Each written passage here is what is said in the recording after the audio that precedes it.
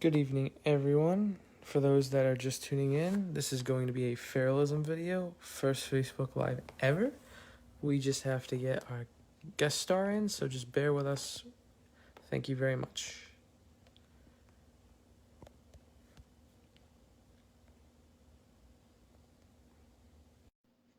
I think it's gonna work.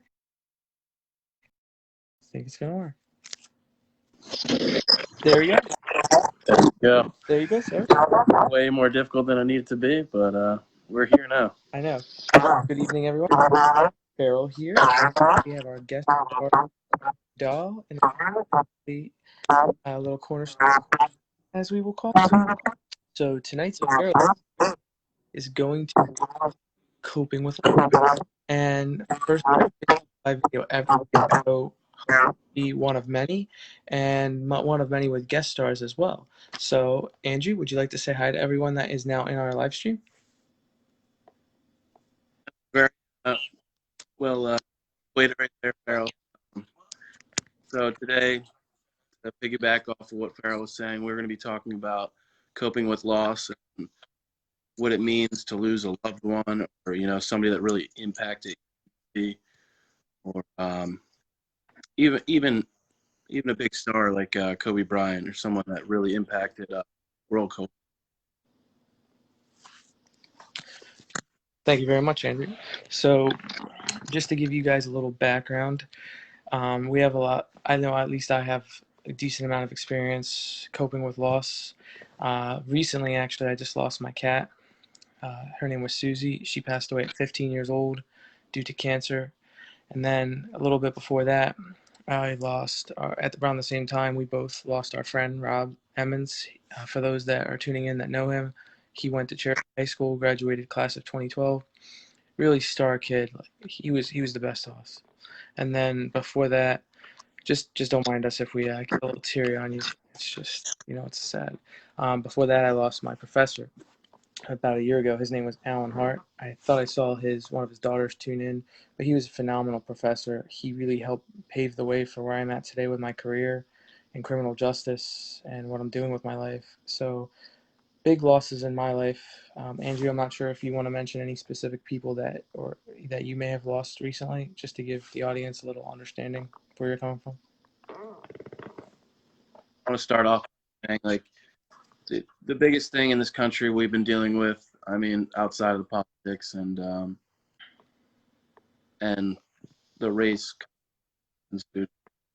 with police brutality, but going past that, one of the biggest issues we have is the drug opioid addiction, and we've seen that it struck home even at Cherokee High School in Marlton. 15 to 20 people that either was in our class or a couple years older or younger at least that I know, and there's probably so much more that have passed in the past handful of years, mainly due to, starting off on painkillers, due to, maybe an ailment they've had, or depression or anxiety and OCD, simple things that we deal with as human beings every single day, especially now in 2020 with the pandemic. Yeah. How difficult it's been to, overcome like the challenges. It just seems like every day there's a new thing thrown at us. And, it's not the answer to suppress those emotions. You need to seek help. There's people there for you. There's people that love you. And, it's, yeah, after that. But. Yeah, and if you look at COVID-19 and you compare it, you go back, I know we were talking about this offline, the Great Depression, stock market crash. That was just an economical destabilization of our country, and it affected millions, and it affected people, their families. It's really hard for us to look in a textbook and look at that economic impact, but people were literally jumping out of windows and they were, taking their own lives. And one thing that I will actually bring up with that is that one of my bosses said a really interesting story, and he knew this guy who worked in stocks in New York, and this guy would always go and feed the homeless people. and he would help a lot of people have dinner that night. Because when it came down to it, he was like, hey, listen, I may be here, but these people, they're down here, and they have, this is all they have. And so one day when the stock market crashed, he was standing on the ledge and he was going to jump out the window. And he thought to himself, it's like, do I really want to do this? Like, this is it for me. But it's like, if I go now, yeah, people might think differently of me. My friends might think, oh, they might feel embarrassed that I took my own life. But what happens to all those homeless people that I helped? Like, they won't get fed. And so it was in that moment he's like, no, you know what? I'm not gonna do this. And he didn't take his own life.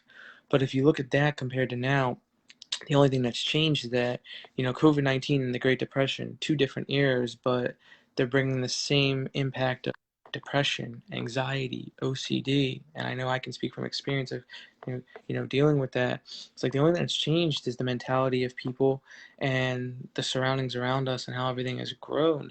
But one thing I always like to say, any loss of life is a waste of life, because I just feel like no matter how bad something is, you have to talk to someone. And I know that that's easier said than done, but I feel like now there's so many programs and so many things set up to help people avoid having to take their own life. It must feel like this, when someone's like nervous, let's say they're waiting to do a presentation or they're waiting on their first day and you get that like pit feeling in your stomach, the butterflies, is that you can only imagine what that person is feeling getting ready to take their own life. And it takes a lot to do that.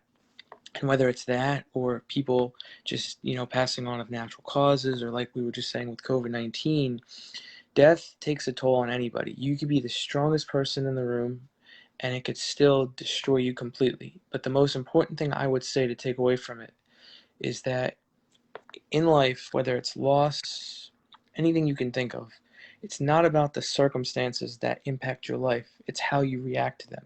You could have the most negative things happen to you and be the happiest person, because you don't have to let them dictate your life. Now, with loss, it's a little different though, because it's not like, hey, I got a bad grade on my test, I'll do better. It stinks, but that's what it is. But you're losing someone. It's like they're close, like they're going away. And one analogy, I know we were just talking about this offline too, most of you in this live chat have probably seen Fast and Furious. I know you have, Andrew. Vin Diesel, The Rock, all that good stuff. Is that when you look at the one where Paul Walker, it's the last one he made, and they come to that crossroad. You start there, but then you go back to the first one. They're also at a railroad tracks, and they're on two different roads, but they're next to each other, which indicates that this is where the brotherhood, the friendship begins. This is where our lives are going to take us. They're going to take us parallel to each other, and we're going to ride together. We're going to ride or die together. And then you fast forward all the way to the movie where they come up on a crossroads again. And Dom says, hey, you thought you could leave without saying goodbye. And then as they race, they split apart.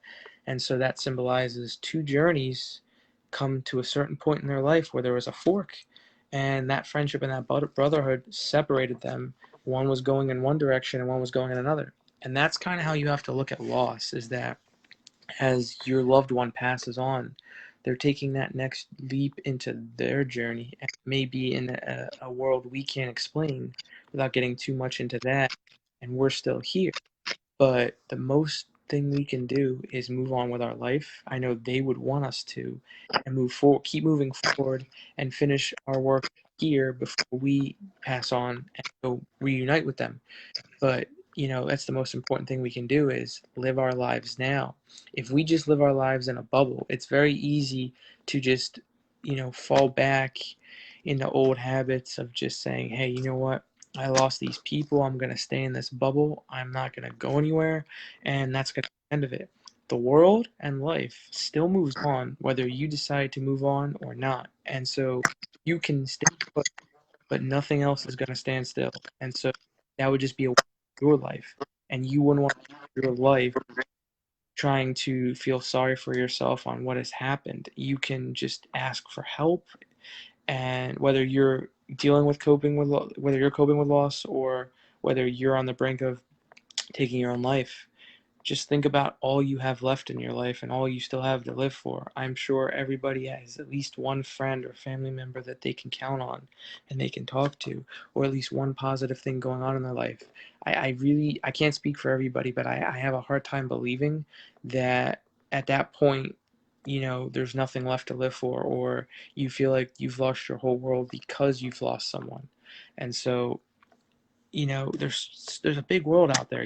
When the sun rises in the morning and you get up, each day that you can get up and you're healthy and you wake up, especially now, that's another day of life you are given. It's a grace. It is a privilege to be able to wake up like that, and you see that sunset and or that sunrise, and you're saying to myself, it's a brave new world out there. Here's a new day and a new adventure. So each day you get that, to just throw that all away, or just to fall back and just be depressed about it, that's just a waste. And I feel like that's all your potential going down the drain. And I don't think anybody wants that, even if they say they do. They really don't. Andrew, I know I've taken the floor. Would you like to? What are some of your thoughts? That was a lot to take in, Farrell. But some takeaways, what I want to add to and really reaffirm is I like when you were talking about the crossroad in Fast and Furious, because it also can expand upon just loss and such. You can also talk about how friendships can just end abruptly, or two people could just grow out of each other or go on with their lives for whatever reason. Your buddy could go to the military or go away to college, whatever. And they say that you can't pick your family, but you choose your friends, and it's so evident. I think it shows a lot about who you are as a person and your character by like the people you spend most time. And also, I think the best way to remember someone is by keeping what they instilled on you, and like keeping their memories, like all the good memories you had, and keep cherishing them, and kind of,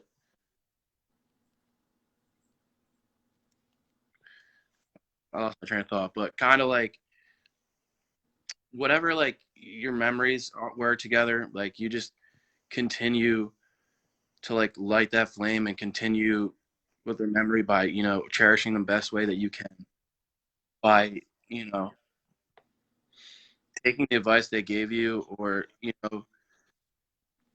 maybe they have a certain dream or something that they wanted to accomplish, and you set up a charity for them, or you, you think of them when you're doing something or you're having a hard time and you really need to get through something and need to cope with something. You're like, like they fought a good battle and they lived as long as they could, and they weren't strong enough to move on, but you can be, and you can carry their flame, their life through you. You know what I'm saying, Fran? Yeah, and I can actually really attest to that. These 2 points both go back to the night we went to Rob's vigil, and we got that photo of him, and I put that in my car visor. And I can't tell you a day goes by that when I'm dealing with something, especially everything that's happened in the coming of weeks since that, and I just touch my fingers and I just go like this, and I'm like, Rob, I know you're up there, and give me the grace to give me the strength to move on with today. And I just feel like he's there. I almost feel like he's listening. And just yesterday, if you want to really talk cope with loss too, I took a picture right above Coles in Marlton, and there was this big light aura of cloud. And right before that, my parents said, they spoke to my cat who had passed on, and they're like, hey, listen, we loved you, but now it's your time to move into heaven. You're watching over us, but we give you permission. We're ready to let you go. And then as soon as they said, the cloud started, or like we just saw that, and my mom would go back and say, hey, I think that's heaven. I think that's opening the doors.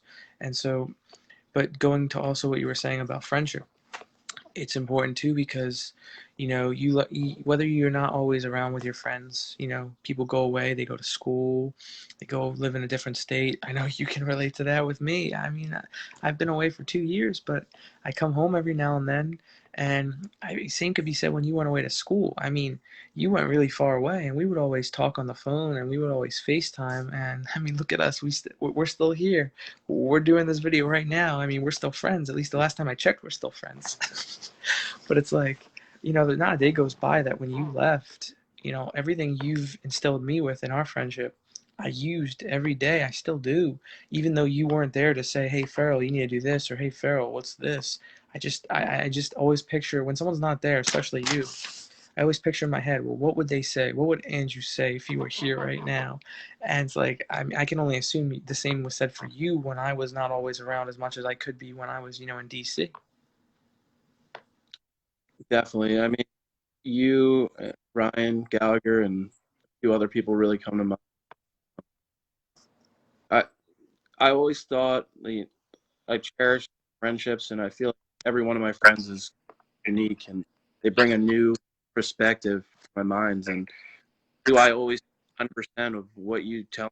No, but I take what it would apply to my life and make it my own. And I feel like at the end of the day, you need to make decisions for yourself as an adult, but your friends and family can advise you, push you to see something that maybe you didn't see was there beforehand, like or help you reach levels that didn't you didn't even think was possible. Because like me, for particular, like I'm always in my head a lot the last few years, Yeah. and no, I mean, I posted on Facebook too. I'm pretty open about it. I've had a lot of depression issues and of the sort. Right. Um, and whenever I'm really down, like I'll call you and I'll be like, hey, like even if it's career wise or about relationships with other friends or girlfriends or whatever, um, you've always been a good sound mind, and like you always give me good solid advice that I need it. And that's not enough people are honest with themselves or other people, and they try to make it seem like everything's okay all the time. And you don't always have to be that strong in front of other people. Like you can show your emotions, like, and if people think you're weak or whatever, like, who really cares? I mean, at the end of the day, you have to look at yourself in the mirror, and you gotta do what's best for you, and you can't shelter yourself just to make an Yeah. appearance. And those that say that say, hey, like that, they're like, wait, why are you crying or why are you sad? Like that's just because they're putting up a strong exterior and because they are feeling the same thing and they just don't want to admit it. The braver people are the ones that show it. It's like, you maybe growing up you hear, "Hey, real men don't cry or real men don't wear pink," stuff like that. Like that's a facade. Like if you're sad, like I know, for example, when we lost, when we were at the vigil, we both were crying. We were upset. Like we're not gonna put a facade on. It's those people that that they have this strong exterior and they don't show their emotion. That's the people I feel that explode the most, and that's who go down the dark paths or the ones that can't cope with loss. Like if you don't let it out, then how can you cope with it? It's like you're holding it all in, and eventually it's like this. It's like a water hose, and when you turn it on, the water represents all your feelings. And if you turn it on and you let all your feelings out, it's gonna all the water's gonna shoot out, your feelings are gonna shoot out, and everything's gonna keep moving.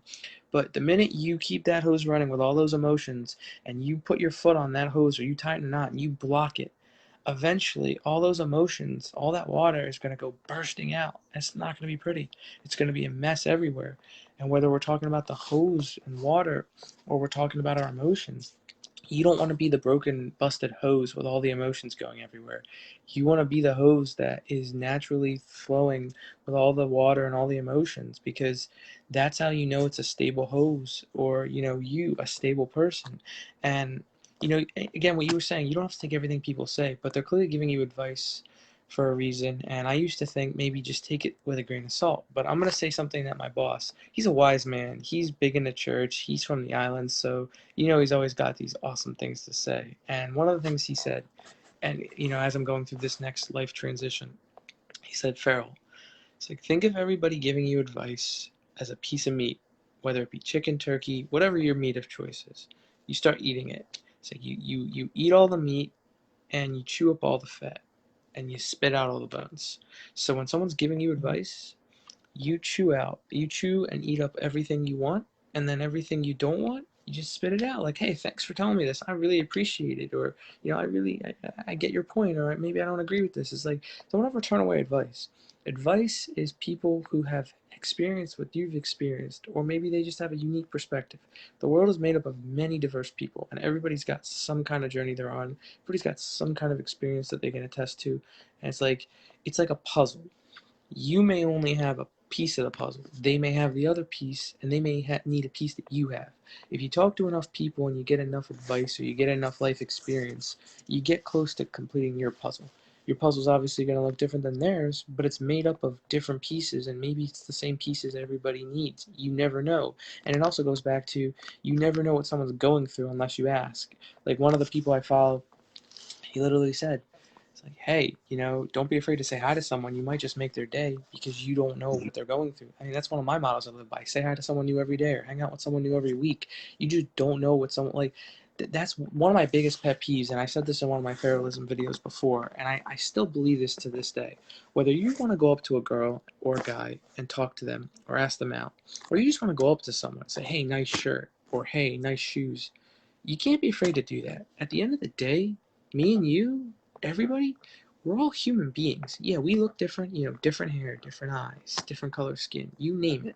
But at the end of the day, we're all still human beings. And with that being said, we can't be afraid to go up to people. Like, especially now, everybody's on their phones. Like, don't be afraid to have a conversation. And I feel that point has been more instilled now than ever, because now that COVID has happened and people are isolated, they're missing out on what they want. Thriving on that human connection or that personal interaction. And if it's anything we can learn from this outbreak and this pandemic, and I hope people learn more about it now than ever, because if they haven't already figured it out, listen, don't be afraid to talk to someone. Like Andrew, if you were this kid I never met before and you were at a bar or you were at a bookstore and I was like, hey, that kid seems really cool, I'm going to go talk to him. I'm going to do it. I'm not afraid to. I don't get why people are afraid, or maybe they're just in their own little headspace and they don't want to. But don't be afraid. You never know who you're going to meet. Like, I've met some great people doing that, and you make some awesome connections. Like when I was in the Washington National Mall, I did the same thing. I walked around. I tried to loop around and say hi to someone new each day. It's like, it almost goes back to that instinct when you're kids, back when you don't care about anything else. When you're in grade school and you're making friends, you just go up to someone and say, hey, you want some of this apple juice? Or hey, you want to come play with me? Like, as a kid, no one's afraid. So what makes us any different older? Like, yeah, we're more aware of everything and we have this mindset, but there's still no expectation. Like, you can go up to someone who you're interested in without having the expectation that you want that person to be your spouse. You can still have a nice conversation. They may not be the spouse you want, but hey, you still gain something. Like, I can't tell you how many times I've gone up to girls to try to ask them out or talk to them. And whether it worked out or not, I made some good friends or I met some really interesting people. Especially, being in DC, there were so many different types of people that I met from all different walks of the park. And it's important, especially when this ties right into coping with loss. Life is too short. Tomorrow is not guaranteed. We could all go to bed today and we may not have it tomorrow. It's sad, but it's true. So you want to live your life based on this one fact and this one principle. If I were to go tomorrow, am I happy with my life? Did I meet and talk to everybody I wanted to? Did I accomplish everything I wanted to? And if you can't answer that yes with 100% certainty, then you're doing something wrong, or maybe you're just scared to. And listen, fear is natural. Fear, it's a human instinct, but we have to overcome that fear. How we do that is up to us, whether it's fear with coping with loss or you're afraid to go talk to someone. Just do it, no one's going to think any differently of you, and if they do, well, that's their problem. I mean, it's like Rocky Balboa said, the world ain't sunshine and roses, but it doesn't mean you can't still go out. I mean, it's like, I also say this too, and then I'll let you explore. I say we fall only so we can rise. We can't be afraid to fall. We know, like, if someone's going to say, hey, if you do this, you can fall, and then we just don't ever do it. You have to fall on your own so that you know how to pick yourself up. Because if you always avoid the fall, then how much experience do you really? It's go into a pool. If you're afraid of the water, then you're never going to learn how to swim.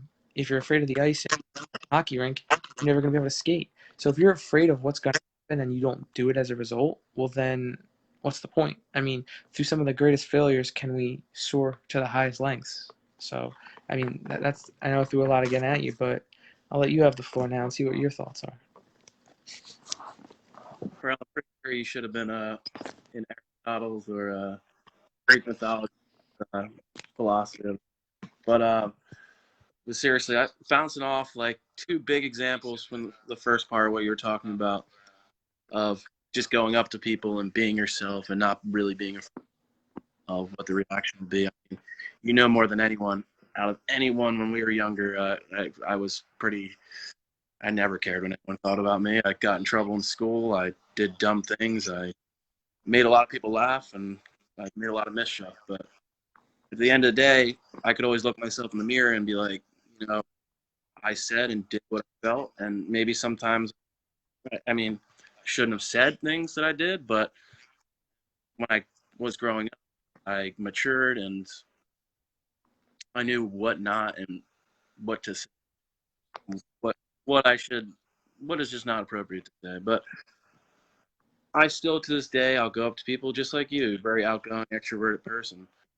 So like, I remember distinctively, like in high school, I remember when our friend Arthur Nazamento, um, when he was a foreign exchange student, our what was it, junior year of high school, Farrell? Yeah, it was junior year, very early on. And he was in our physics class, and like nobody would talk to him because he came from a different country. And just like, oh, a weird exchange student. And like, what do we do? Like you said, he's a human being. You go up to him, you introduce yourself, and you say, "How you doing? Where are you from?" You know, all that kind of stuff. That introductory stuff that you say on the first day of meeting someone, and it just blossomed into a really good friendship. And even to this day, he's still trying to invite us down there, and we got to make that trip happen eventually. We keep talking about it. Yeah. That'd be amazing.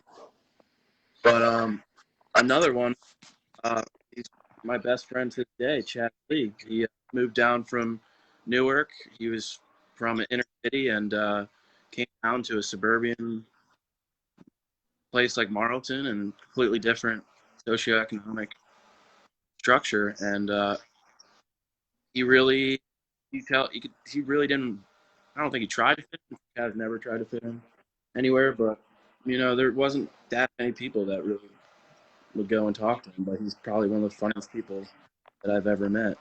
A very genuine guy. But yeah, you can't like put yourself in a shell or shelter yourself and just like not experience new things. And you can't be one of those people that are just like, you know, I'm a Miller Lite drinking, like I only like watching American football and going to this bar or two and hang out with my one friend. Like you need to go out there and experience.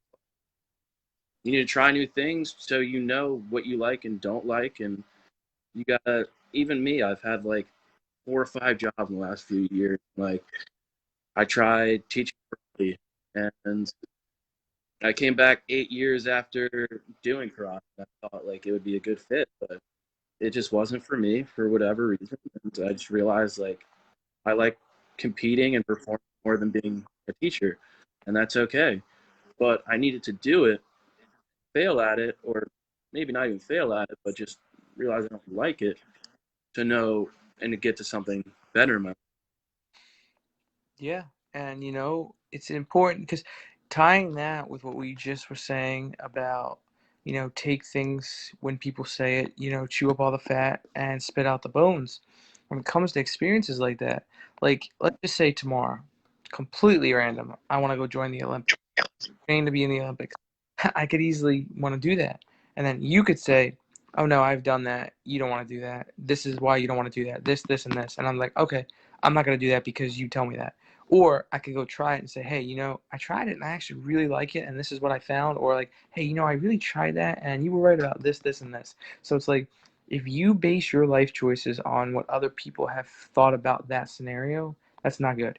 When people give you advice or input on something you're going to do or someone you're going to meet, again, take it how you will, but don't base the decision solely on it. Use it when you're making the decision, but don't base it solely. Because if you avoid things or turn different ways based on what people say completely, then not only are you swaying yourself based on their opinion, but you're living through their eyes. You want to live through your eyes, but what they have to say into account, and that's the only way you're going to learn. And one of the biggest things to tie in what you were just saying, it's like you never know until you try. Take the highway, for example. Now, we're in New Jersey, so obviously I'm going to go with 295. But if you're somewhere else, like, I don't know, if you're in Virginia and you take, But, but so like, you want to get off at this exit. So let's say 295, you want to get off at 34B. And you keep driving and you miss the turn. And you're like, oh my gosh, I missed the turn. And you could freak out and try to do all these U-turns to get back to 34B. Or you could keep going, take the next one or two exits down, and try to find your way back. And through doing so, you might find a restaurant that you never knew existed, or you might find a store that you're like, hey, I want to go check this out. And you might meet someone there, or you might have a sincere. So the bottom line is, when you have detours in your life, both actually on the road and metaphorically with other life things, when you have those detours, they help you explore new things. We can't always take the same exits, but we can take different exits to get to the same destination, and we might encounter new things along the way. That's very important. Again, not just for driving, but also in life, because I'm the biggest proponent. I wanted it right out of college. I thought I was going to stay in Jersey, and I didn't get that opportunity. I had to go down to Virginia. And, like, hey, I was really bummed about it. I didn't know what to expect. I never lived away. But you know what? I literally said to myself, like, you know what? This is a new experience. It's a detour. I'm going to do it. So what did I do? I did it. And then 2 years later, I got the opportunity to get to where I originally wanted to go. So I took a 2-year detour, but that detour prepared me so much better for me going to where I actually wanted to go. And it's experience and personal life that I've gained that I will not trade for anything in the world. So it's like you may not always get to where you want to go right away, and you may not always get the things you want right away, but what you get in place of them or where you go instead of them will prepare you to get to where you want to go or to get what you want. And even if you can't see that initially, you will see that at the end. Like, I didn't see that initially, but now when I'm now on the other end of it, I really understand, and I wouldn't trade it for anything in the world. And I know if you want to speak on it, you can also agree with that because you've had a very long and interesting journey, and it's propelled you into the strong young man you are today. And I'm sure you've learned a lot of life experience through the challenges and obstacles of your life. yeah, for sure. I mean, they always say that the biggest thing to learn from is mistakes and negatives and turn them into positives. And I think I learned most from like losing, even when I played college soccer or whatever. And I would give up a goal and I was out of positioning, or I didn't use correct form to dive and make a save, or whatever. Just a decision. Maybe I didn't shift my defenders over to cover a striker or a midfielder that needed to be covered, and it would play over in my head, and I'd be like, I would obsess over it, but then I'd be like, in practice, it would click. I'd be like, this is what I did wrong. This is how I need to improve it. I need my footwork better, or I need to drill better at this. And one thing for soccer, then in life as well. Like when I went to Slippery Rock University, I was accustomed to. Now before that, I went to Massachusetts, which is kind of similar to New Jersey. I mean, for my college, they were even more extroverted and a little more like party animals than I was accustomed to. But I fit right in, obviously. But um, when I went to Slippery Rock, it was completely different. Most of my friends were from the soccer team who didn't even live in the country, and I only got like two or three friends from Western PA and the Midwest. Like the way I am and the way they are were completely different. There was a lot more introverted, reserved people, and I had to learn to kind of respect that and be kind of more comfortable with myself and just hanging out with myself a lot and just going to the gym, or I even took like boxing lessons and stuff like that. Just try to find other things to do. Like it was just a different way of living over there too. Like there's a lot more land, there's more hunting, there's more outdoor activities. Uh, it just seems like it's completely different than New Jersey. New Jersey is uh, more cultured. Like not more cultured. That's not the right word for it, but it's more like Would you say suburban or? there's more diversity. There's a lot more like There's a lot more stores. It's closer to the city here than it is there. Um, but I found it hard to kind of fit in there. So I kind of learned like to be with myself and kind of build my own self. Like I don't know Yeah. how to say. No, I think I know what you mean. Because, like I said, going back to moving to Virginia, same thing. I mean, for a while, I would literally just go to work. I'd go home, and I'd have my dinner, and I'd watch my TV, and that would be it. And I was, wow, I feel like I'm reverting back to my old ways of being in high school. I was very, because me, I'm a very outgoing person. But when you take someone and you throw them out of your element, they're either going to click right away or they might need a little traction. And hey, I'll be the first to admit, I didn't get that traction.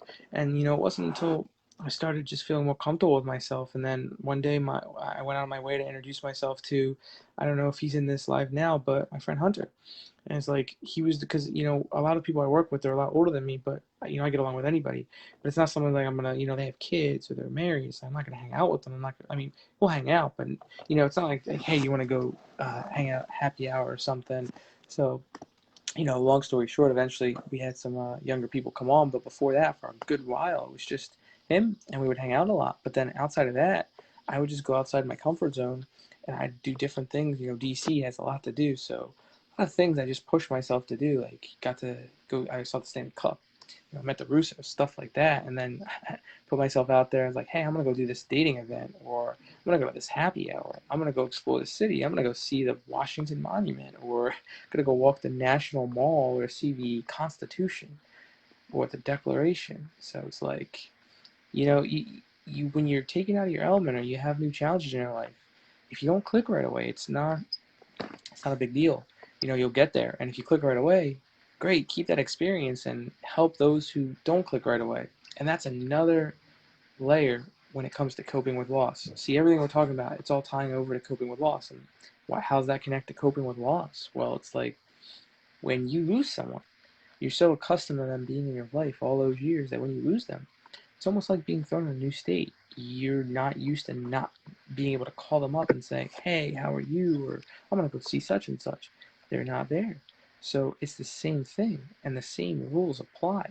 But whether it takes you a less amount of time or a longer amount of time, it's the same principle.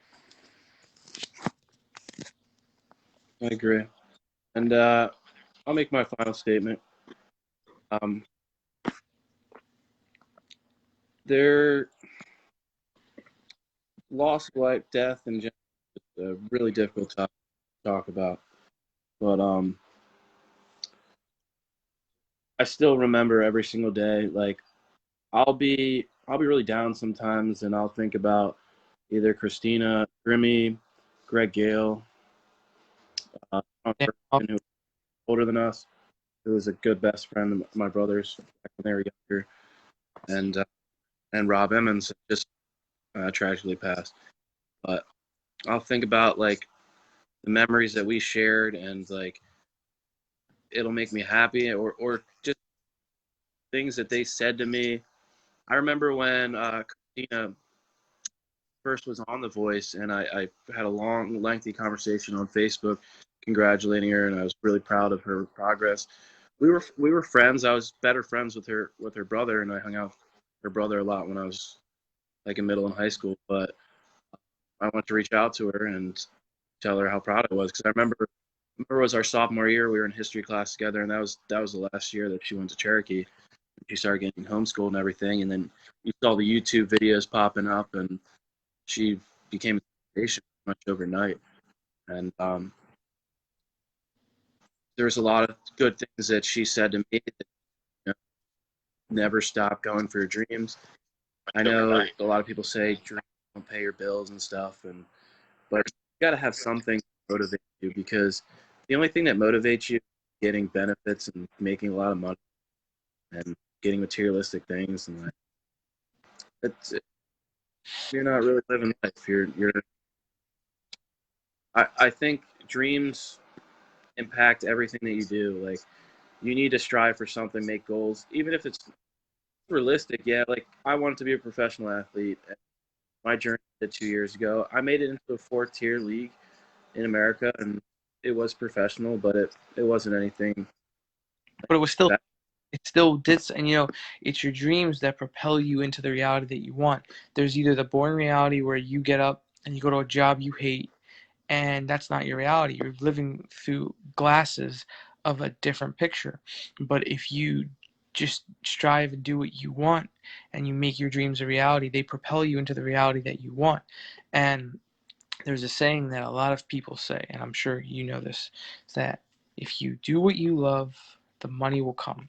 Because at the end of the day, you can make, I don't care how many people tell you that if you're making 100,000+ a year, take the money even if you hate the job. Because if you love what you do, you're going to have more drive to want to do it. And you could be making a little less, but you could still be happy because depression, anxiety, all this comes from not being happy. So what good is all that money if you're not happy? And money can't buy happiness. And you, by all means, when you pass on, you can't take any of this with you. And one thing I will say, you know me, I always quote movies, I always quote superheroes. It's at the end of Iron Man 3. Tony Stark is having his monologue and he's driving away as he's getting his chest piece removed. He gets out of the car and he throws it in the brown paper bag and he throws it out. This is back when he's evolving. He's evolving out of his cocoon. That's how he wears it. And the thing he says that really resonates with me is that you can do all these things. You can take all these things away from me. You can take away my money. You can take away my life. You can take away my car, my house. But the one thing you can't take away from me is that I'm Iron Man. And basically yeah, I know, right? Funny. But what he means by that, Billionaire, philanthropist, playboy. billionaire philanthropist, yeah. But what he means by that is that you can take away all these materialistic things, but he coined himself as that character or that hero, and no one can take that away from him. And so the same can be said for us. Like at the end of the day, someone could come right now and take away our houses. They could take away our clothes. They could take away our money, our food. But at the end of the day, you're still Andrew with your mindset and your goals and what you want to do and your happiness. And I'm still Farrell. No one's going to take that away. So that's something a lot of people should remember too when they're coping with loss, is that even though their loved one was taken away from them, the image and the memories they have of that person won't be taken away. You'll always carry that with you. So physically they're no longer here, but spiritually and remembering them, it's all up here and it's all here, and no one can take that away. And if you're someone who is really depressed and anxiety and has OCD and you feel really down, I encourage you, to remember that no matter what you're going through, it will pass, because at the end of the day, you still have a lot to live for and you have yourself, your person. We were all born with the uniqueness that we have. Like we were just talking about how, we're all human and we're all one and the same, but to, amend that too. We're all human beings, but we are all diverse and we all think differently. We all have our own personality that everybody loves or doesn't love. It depends. But you are you, and no one can ever take that away from you, and your loved ones will always be with you. It's just a concrete thing. I agree. With that, I think we should wrap it up. Yes, we've been rambling a little bit.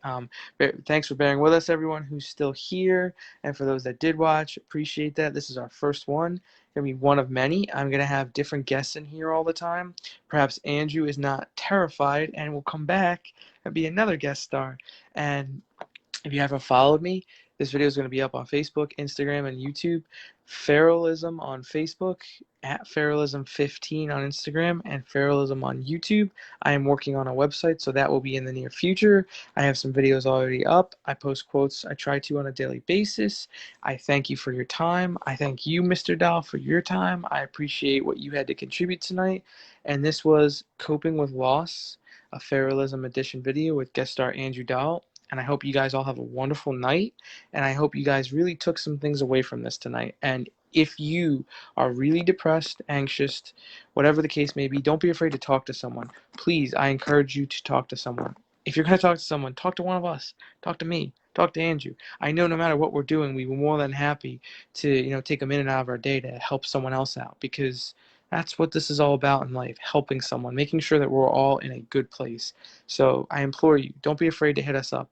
Don't be afraid to hit someone up. Just know you're never alone and someone can help you. Just remember that, guys. And with that, I will end this video and I hope everyone has a great night. See you later. Bye, Andrew.